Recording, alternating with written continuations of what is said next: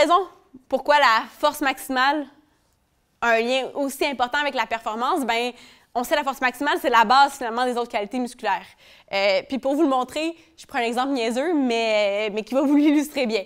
Fait que si vous faites du bicep curl, puis là je calcule votre force maximale à tout le monde, puis là je vous donne 13 de votre 1RM. Fait que je vous donne une petite charge, finalement vraiment pas lourde. Puis là je demande à tout le monde d'amener la charge à ses épaules le plus vite possible. Donc faire un bicep curl le plus vite possible, avec une charge légère, 13 de votre 1RM personnel. Puis là, je regarde à quelle vitesse vous avez réussi à déplacer la charge. Bien, 39 de la variabilité entre vos résultats de vitesse va être déterminée par votre force max. Fait que plus vous avez été fort, puis plus votre 1RM est élevé, finalement, plus vous êtes fort, plus vous êtes capable de déplacer cette charge rapidement. Puis il y a un autre 60 fait qu'il y a une grande partie de la variabilité qui est due probablement à est-ce que vous avez un schéma moteur rapide, est-ce que vous êtes capable de contracter rapidement votre fibre. Mais il y a quand même une partie non assez importante qui vient de comment vous êtes fort. Donc, si je suis fort, je suis capable de produire de la vitesse, finalement. C'est ce qu'il faut retenir.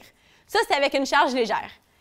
Si on va faire une charge plus lourde, cette fois-ci, je vous donne 50 de votre 1RM, puis je vous demande la même chose, bougez la charge le plus vite possible. Cette fois-ci, c'est 71 de votre vitesse de mouvement qui est déterminée par votre force max. Donc, si vous déplacez les charges lourdes, là, ça devient l'élément le plus important. C'est votre force qui détermine la vitesse de mouvement. Donc, vous avez beau faire tout l'entraînement de puissance et de vitesse que vous voulez, si vous n'êtes pas fort, vous ne bougerez jamais rapidement votre charge. Bref, pourquoi je vous parle de ça?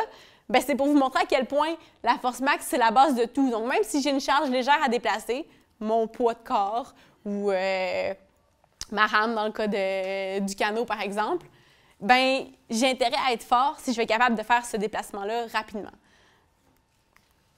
Donc, ça va être le déterminant majeur de ma force-vitesse. Fait que si j'ai dit que mon sport, c'est un sport d'endurance de force-vitesse, bien, le déterminant principal, ça va être la force max. Puis j'ai besoin d'optimiser ma force max avant d'aller vers une optimisation de ma force-vitesse.